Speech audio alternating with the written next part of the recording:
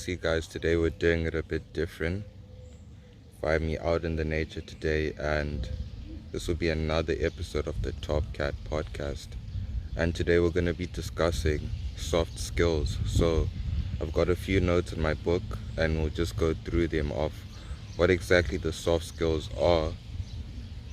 But the most important thing that you need to understand from this video is that you need to take all of this knowledge and put it into action.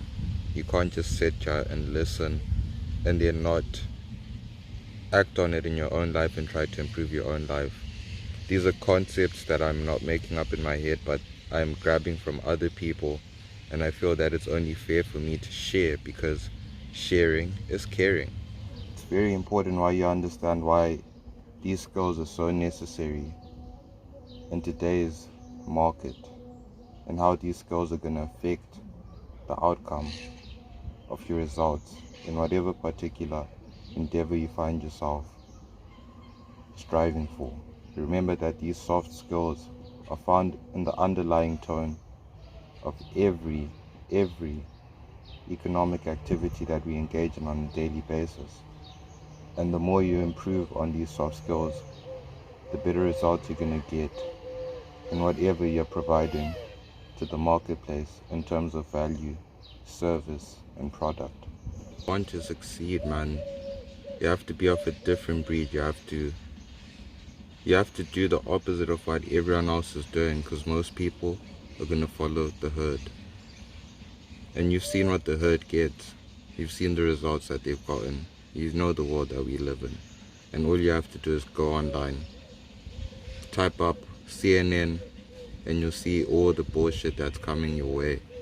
So, for you in 2022, man, I tell you straight up, just do the opposite of what everyone else is doing, man, and you're gonna be fine. Rocket science, my G. It's not. It's a very simple thing. All it requires is T. And what is T? Your time, your energy, and your attention. You see the sun up here? That is energy fueling you so that you can do what you're supposed to do on this earth. Use it to your advantage, mate.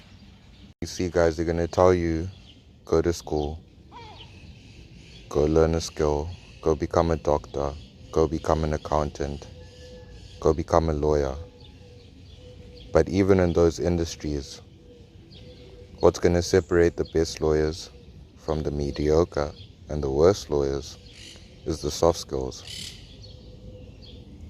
Underneath it all, the soft skills are essentially what are providing the outcomes that people get, are providing the opportunities that people get. So for you, if you improve your soft skills, it's going to work over onto your practical skills that you can provide to the marketplace.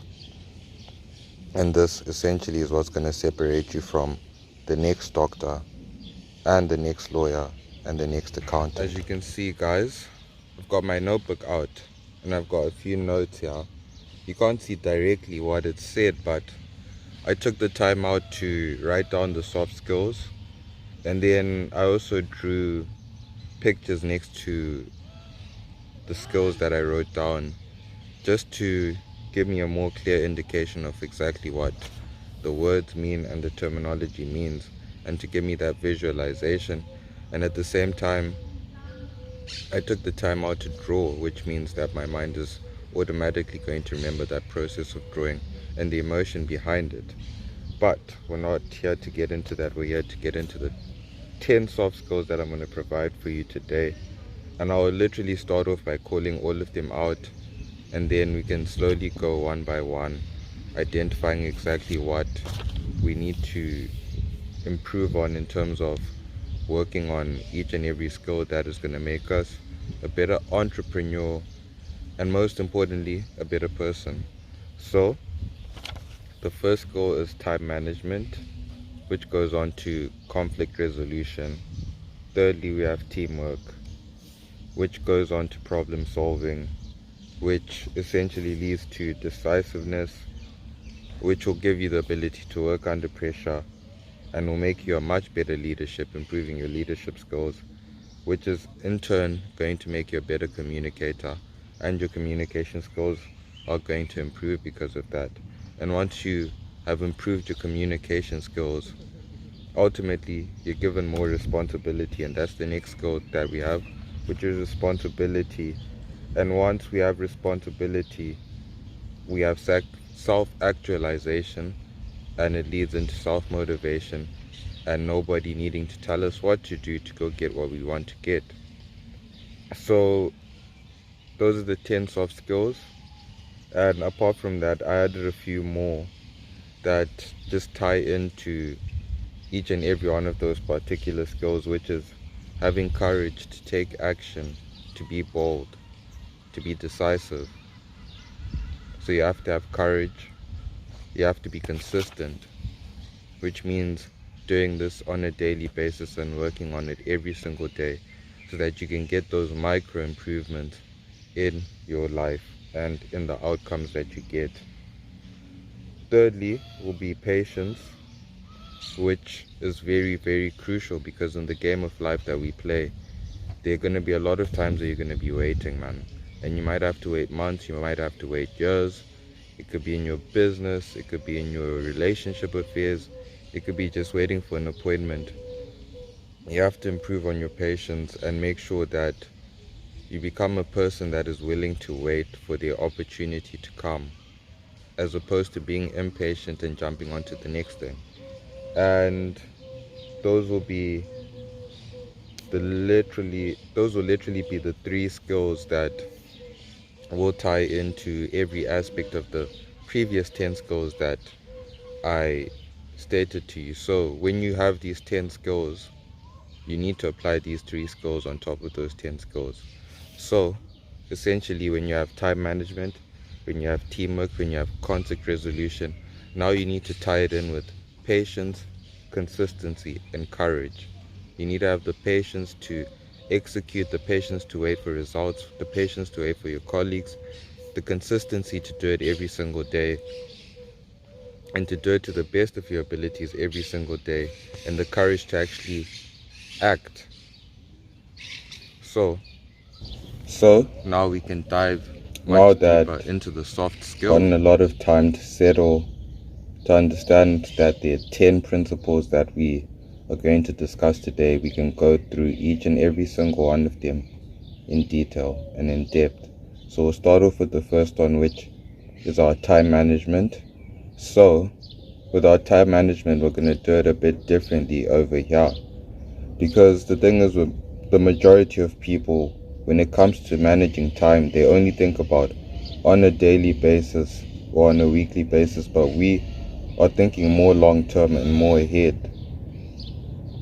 So when it comes to time management for us, time essentially, we are not running against the clock of the day to day. We're not running against the 24-hour clock. We are running against the clock to death. No, it's crazy, but that's the perspective you need to be coming from, is that we need to manage our time according to our death.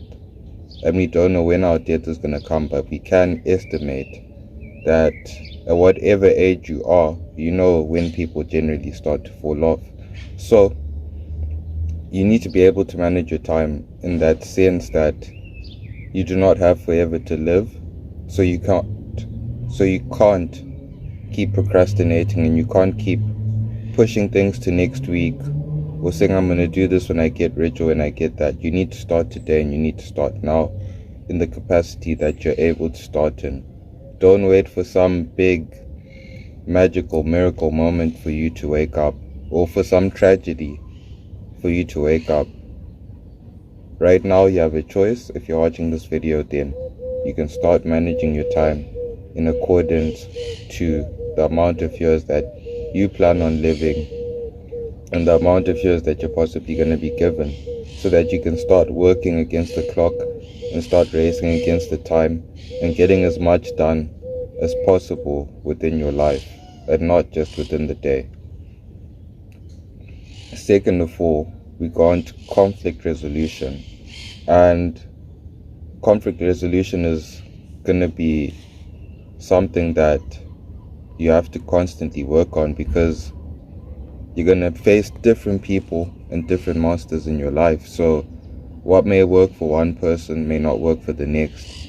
And there's no steady formula when it comes to engaging with human beings. What may piss off one person may make the next person happy. So now when it comes to your conflict resolution skills, you need to become an adaptable human being who is able to adjust to almost every single type of person and be relatable towards them. So whether that person is rich, whether that person is poor, whether that person is religious or non-religious, whether they're very political or not, you need to be able to communicate in a way that you guys can always move forward regardless of the thoughts, the beliefs, the ideas that you have individually. You need to be able to put those things to the side in order to get the job done. So that's where conflict resolution is going to be very important in your life, because it's going to make your time management much easier. The less conflict you have in your life, the more time you're going to have to actually progress and to move forward. The more conflicts you have in your life, the more you're going to spend your time, your attention, and your energy in those conflicts, as opposed to spilling that tea onto something that's actually worthwhile and that's going to benefit you for years to come. So you need to be able to resolve your conflicts. Even if they're wrong, even if you're wrong, whoever's wrong, you just need to be able to get it to a point where it's not going to stop your progress and it's not going to drain your energy. Third of all will be teamwork. So now teamwork is going to tie into conflict resolution, because if you're on a team, there are going to be conflicts. But when you're on a team, the best thing that you can do is to be a good teammate, because a good teammate is someone who is going to sacrifice themselves for the group. So if you want to work well with people, you have to understand that in everything that you do, there are going to be roles, and people are going to be assigned to their roles, and you have to adjust and adapt to your role and be the best version of yourself within that role. Don't be now trying to do everything that everyone else is doing. If you want more game time, if you want more spotlight, do your job better, do your role better, be a star in your role. And if you become a star in your role, most likely they're going to give you more responsibility when it comes to other things. So if you find yourself, let's say, on a football team and you're a defender, be the best defender that you can be. Don't try to now go and score 90 goals in a season and be like Messi and be Ronaldo, or be like Karim Benzema. You're a defender, bro. If you want more spotlight, if you want more people talking about you, perform your defensive abilities to the best that you can, and people will recognize your role. They'll recognize the importance of your role. They might give you more responsibility because they see that you become a star in that role. Don't try to become a star of the team. Become a star of your role. And that's the best way that you're going to be able to provide the team with something of value towards whatever you guys are collectively trying to achieve.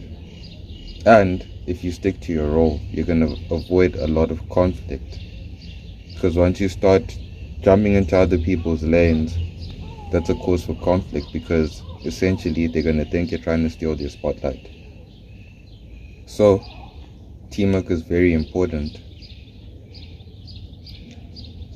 Fourth of all, we now have problem solving, and that's directly going to tie into teamwork, because as a team you guys are going to need to solve problems.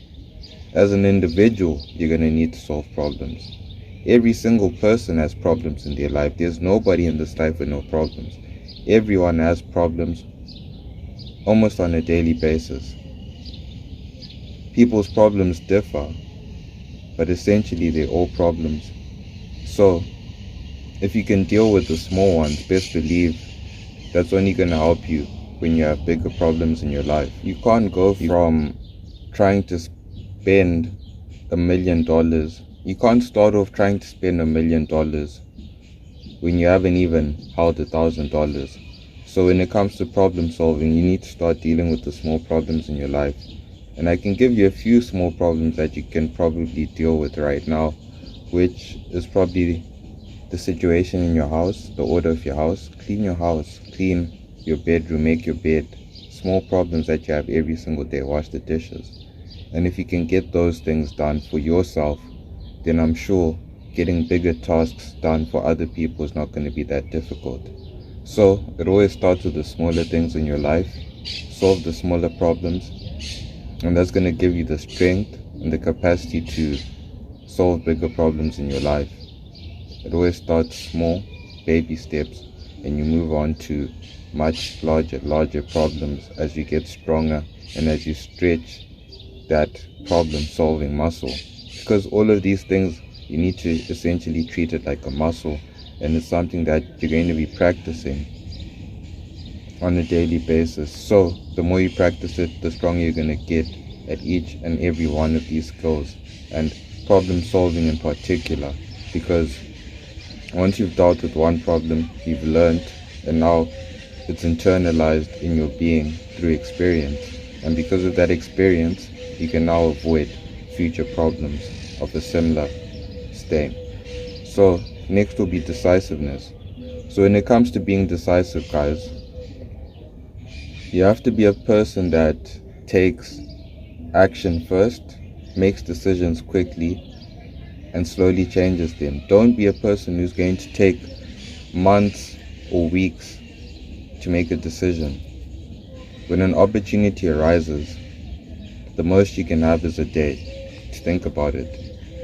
If you have more than a day to think about it, then you probably do not want to do it. So when it comes to being decisive, you have to take action as fast as possible. Always put your plate on the hot stove. Don't put it on the cold stove and wait for it to heat up. Take action whilst it's hot. Take action whilst it's hot. So you have to be decisive. You have to know what you want and be willing to go get it. Be willing to get out of bed, get out of your house, run maybe 10Ks just to achieve your dream. You have to be decisive in it. If you take your time making such decisions, then you probably had no interest in it from the beginning. So be decisive in your actions. And then you have to work well under pressure. And you've heard the saying, pressure creates diamonds. Pressure creates diamonds from what? From coal. So you don't even have to be that good. You can be a lump of coal. All you need is a little bit of pressure, and you might just create a diamond. So you need to work well under pressure. You need to put yourself in hard situations. Simulate your mind. Put yourself in deliberately hard situations, and this can come in so many forms that you can transmute it from one thing to another. So an example that I can give you is that you can take cold showers every single morning. You can take a cold shower every single morning. Simulate your mind. Put it in that simulation zone that right now you're in fucking Antarctica. There's no hot water and you need to get clean. The only way that you're going to be able to do it is to shower cold, and you have to persevere through the pain of feeling that cold water on your skin. If you can put yourself through struggle deliberately, and I really want to highlight this word, is that deliberately, intentionally put yourself through struggle, not forced by the situation or anything. No, you choose to put yourself through struggle. That's where the power is going to come from this. And that the fact that it's deliberate. You are choosing to put yourself through this pain. That's where the power comes from. Most people struggle, but it doesn't even help them because they don't realize that it's actually a learning opportunity. So you need to deliberately, I highlight this word, man. You need to deliberately, bro, put yourself in a hard situation so that you can work to learn under pressure. So that can be cold showers, that can be going for a 5-mile run. You need to set your mind to these things before you actually go out and achieve it. You can't just do a 5-mile run. You have to plan it the day before and tell yourself, tomorrow morning when I wake up at 5 o'clock, I'm going for a 5K run and I have to complete it. Put yourself under pressure because now you've given yourself an obligation that you've made with your mental. Now you're obligated to follow through on what you've decided for your being, for your body. So put yourself under pressure in situations and you can transmute that into other things in your life, such as your work and your family. And when you now come across stressful situations in more meaningful practices, it's going to seem much, much easier because you've already put yourself through intense, high-pressure situations. So that's just an example. You can take cold showers, you can exercise rigorously, you can challenge yourself, do something like chess, pick up a new hobby, pick up a new habit, something like chess, something like checkers, or play football, go play basketball, go do something that you've never done before and try to do it well. Put yourself under pressure to perform, and that struggle ultimately is going to help you deal with more meaningful things in your life. Next, we have leadership. So working under pressure is going to tie into leadership, because those that can work under pressure in most situations and most cases are the ones who are given the leadership roles. Because for you to be a leader, it's not a case of you having all the knowledge in your head and being able to tell people do this or do that, but it's actually a case of you leading by example. So that's the type of leader that you should strive to be. You don't have to talk too much. You don't have to say too much. All you have to do is literally just give people your presence, and they're going to see it, visualize it, and for them it's just going to be an example of how they believe an ideal life will be. So when it comes to leadership, I'm not going to give you the orthodox shit of you need to go learn Maslow's hierarchy of needs, you need to go learn about autocratic leaders, you need to go learn about laissez-faire leaders, authoritarian. No, you don't need to do that. You need to become the best version of yourself, mate, and lead by example.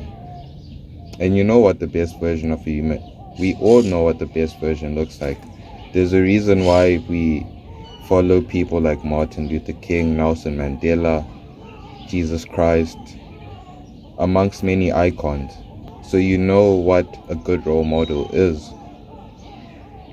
So when it comes to leadership, practice on becoming a good role model. The best leadership that you can provide is from leading by example, not from giving orders to people.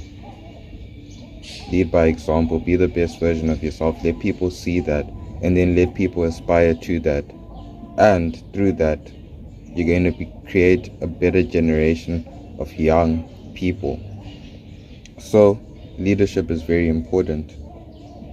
That's going to tie into communication. You need to be a good communicator. You need to be able to articulate yourself well and to express yourself well. For me, doing this YouTube channel right now is an opportunity for me to practice articulating and expressing myself well, because I have to speak to you guys through the camera, and it's easier said than done. So you need to learn how to communicate with other people and to articulate and express yourself in ways that people are going to understand without you having to use all these complicated words and this complicated terminology. It should be so simple that a baby is able to understand the concepts that you're trying to lay across. So you need to work on your communication skills. So if you want to do that, I suggest the number one easy and free way, because I like to give you guys gems, even though these things are obvious. But the number one easy and free way for you to become a better communicator and to learn how to communicate and articulate and express yourself is to read books. Improve your literacy. Read more books. Because books are a wonderful thing in the fact that all the words that you're reading are being replayed in your mind, into your subconscious. So read more books. When you read a book, you see a word that you don't understand, look for the definition of that word. Find out what it means. Have a curious mind. Find out what it means. Understand that word. Add it to your arsenal so that you can better express yourself as you slowly climb up the ladder in whatever you're doing in life. So you can read. You can also start your own YouTube channel just like this and start talking to people, because this is going to help you when you now express yourself to a large crowd of people. So all of this is practice, and these are the ways that you can practice your communication skills and level up.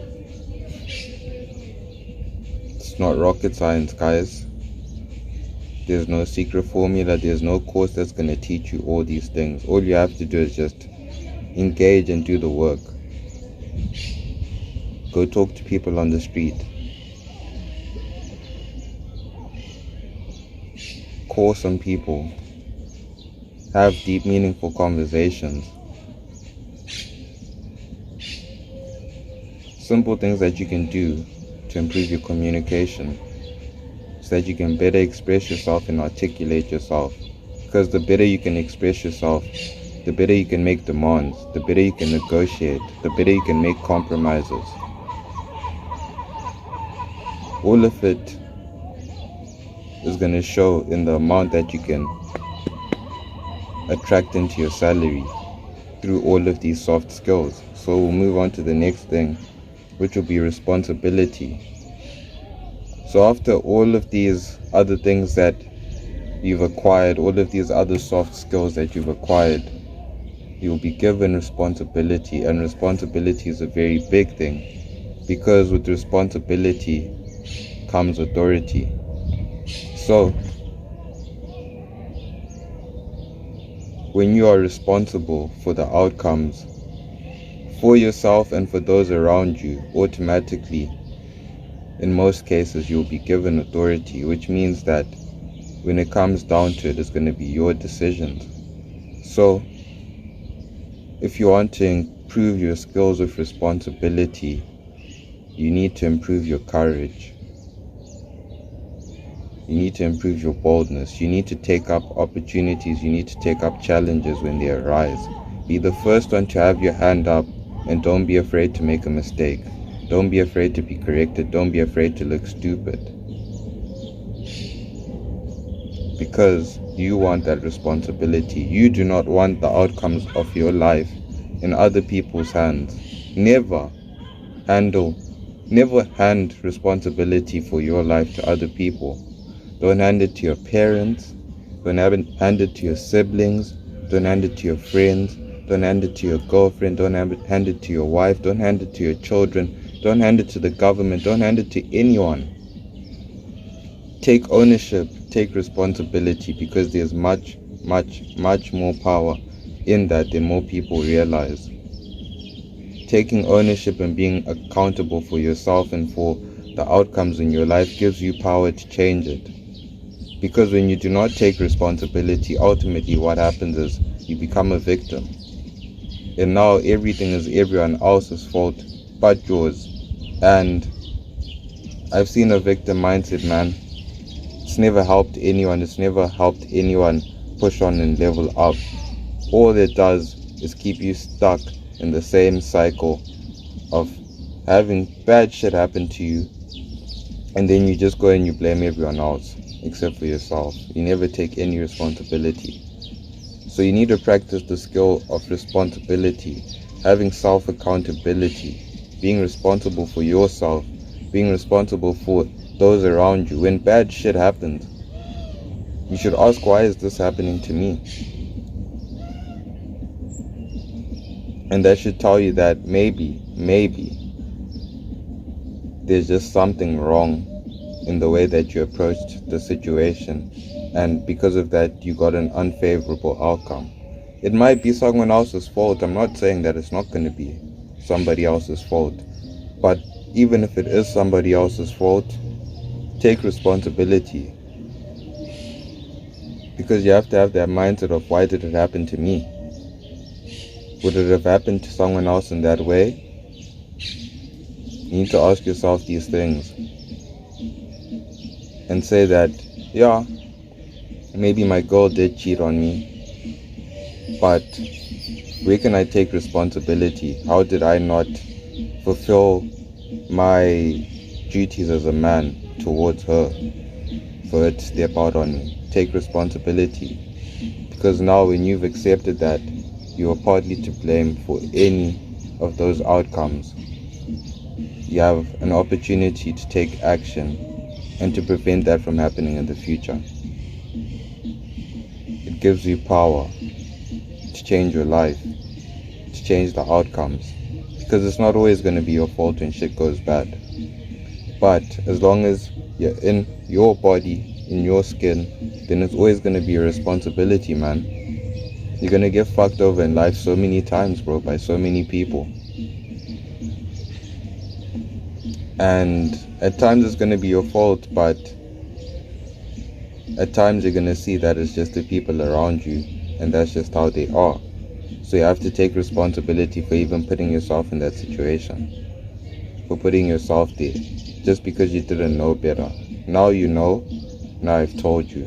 So now you can go and do better and take responsibility for all the outcomes in your life, good or bad, negative or positive. And like that, I've just handed you the power. And then last of all, for the 10th soft skill that we're going to have, this will be self-motivation. So I'm honestly not a big believer in motivation, to be honest, because motivation means that you do not have energy to fulfill the things that you're supposed to fulfill regardless. Motivation is what you need when you're low on energy and you need to get something done. So at times you're going to have to dip into that tank, into that reserve tank, and take out some fuel to push you through something that's very difficult, something that drains your energy. But when it comes to self-motivation, I would say the best thing you can do for yourself is to become a high energy person. Become a high energy person, and that way you have so much energy that you just need to burn it off. And ultimately, because you need to burn that energy off, it's going to lead you to doing more things and becoming more productive. So when it comes to this last point, protect your energy. That's what I'm going to say. Protect your energy. Protect it how? From your diet. Incorporate things that are going to fuel your body and not make you slouchy or lazy. So fuel your body with the right nutrients. Start with your diet, man. Less intoxicants, so that you have more energy to be productive. Less intoxicants, less drugs, less sex. Because every time you release your seed, you're releasing energy, man. So less sex will give you more energy to be productive. Then just stay away from things like porn. Stay away from negative energy. Anything that is just going to drain you and make you have to dip into the self-motivation tank. Anything that's going to cause you to have to motivate yourself to do the things that you need to do, then you should cut it out of your life. Because as I told you, You don't want to be dipping into self-motivation every single day. It's going to become depressing because you're going to be like, why am I waking up feeling like shit? And why do I have to force myself to do these things? Give yourself the right energy, the right fuel, so that you do not have to motivate yourself, but you just start at a base level where you need to burn off that energy by being productive. And you can end the day, you go sleep, you're drained, you wake up, you refuel again. But it's not a case of every single time it's just a struggle, it's just a struggle, it's just a struggle. It can't always just be a struggle, man. It has to go up and down, it has to go up and down. So protect your energy, man, and fuel your body with the right things that are gonna provide you the energy to be productive and do the things that you need to do. Self-motivation is something that you should be using once in a while when you really don't feel like doing something, or when a process has really become repetitive. That's when it's like, okay, now let me pop on some earphones, let me listen to that music to get me into the zone. But you don't need the music to get you into the zone. You don't need all that shit to get you into the zone when you're just a high energy person. So protect your energy. Increase your consciousness, increase your awareness, increase your vibration, increase it all so that you have more fuel to do more things. Your body is just like a car. So the way you manage your car is the way you should be managing your body. And I'm sure you're not going to put fucking cooking oil into your car's engine because you know that cooking oil is going to fuck up your car's engine. So you should not do the same thing with your body. Get the right type of fuel that you know is going to give you energy that's going to last the whole day, and it's going to leave you with excess energy, an abundance of energy that it can even carry on to the next day. When the process becomes repetitive, when it becomes boring, then it's time to self-motivate. It's time to go find something external to motivate us to move forward. But ultimately, external factors are not the cause of why we are on this journey. We are on this journey for evolution. This is God's plan. This is God's purpose. I don't know how many times I'm going to have to say it, but it's going to happen whether you like it or not, mate. Whether you like it or not. So, get on the program. Incorporate these 10 skills with the 3 skills on top, with courage, consistency, and patience.